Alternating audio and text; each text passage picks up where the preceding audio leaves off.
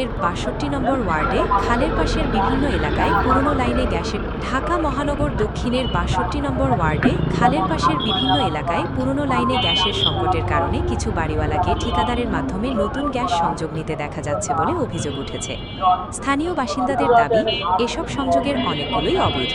কিন্তু প্রশ্ন উঠেছে, যদি সংযোগ অবৈধ হয় তাহলে গ্যাস কোম্পানির নজর এড়িয়ে কিভাবে এসব সংযোগ দেওয়া হচ্ছে?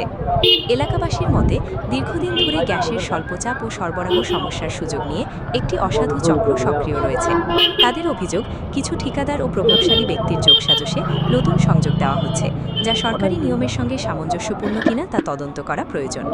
দেশজুড়ে অবৈধ গ্যাস সংযোগ বিচ্ছিন্ন করতে তিতাস গ্যাস নিয়মিত অভিযান পরিচালনা করছে এবং হাজার হাজার অবৈধ সংযোগ বিচ্ছিন্ন করার তথ্যও প্রকাশ করেছে।